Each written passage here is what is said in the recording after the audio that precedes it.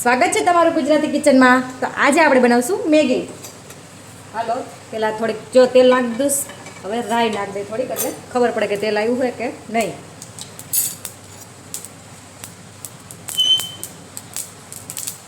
આપણી રાઈ ફૂટી રહી છે મિત્રો, થોડું આગું રહેવું નકર દાજી જાવું।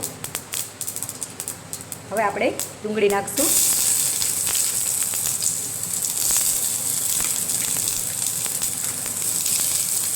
ડુંગળી અને થોડુંક એટલું ટમાટર અને મરચું જો કોઈને નાખવું હોય તો ગેસને ધીમો કરી દેવાનો। થોડીક એવી હળદર, થોડીક એવી હિંગ, સ્વાદ સારો આવે ને। થોડુંક નિમક, ચટણી, આ બધું ભેગું કરીને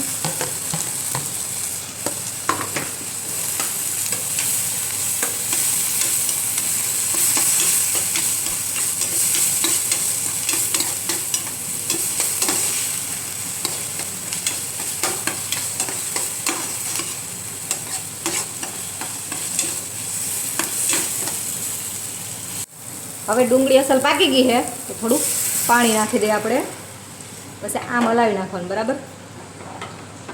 મેગી બે છે એટલે થોડુંક વધારે નાખવું જોશે। અને થોડોક એવો મસાલો, જાજો ના નાખાય કેમ કે ઉપરથી ટેસ્ટ વધારે સરસ આવે છે, એટલે થોડોક જ નાખવાનો, સમજી ગયા। અને પછી નાખી દઈએ આપણે મેગી। મેગીને કટકા કરવા હોય તો ભલે, ને ના કરો આખી નાખી દે તો ભલે।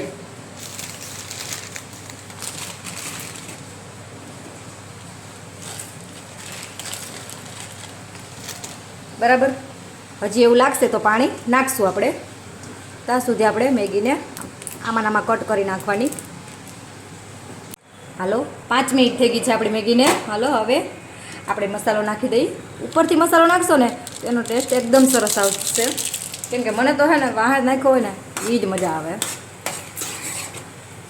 આપણે હજી નવી નવા શીખ બનાવીએ છીએ વિડીયો, એટલે થોડીક ભૂલ થાય પણ માફ કરજો।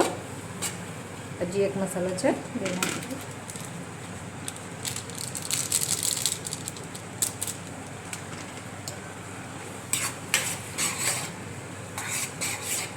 કોઈને પાણીવાળી ભાવે, કોઈને આમ નીચે ચોટી ગયેલી ભાવે। મારી બેન છે ને એને નીચે ચોટી ગયેલી ભાવે, તો પછી એના માટે હું એવી બનાવું છું।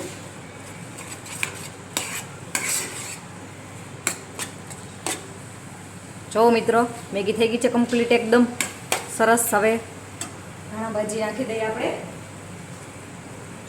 ધાણા ભાજી થોડીક માથે ગાર્નિશ કરી દઈએ, એટલે એકદમ ટેસ્ટી મેગી કમ્પ્લીટ છે આપણી।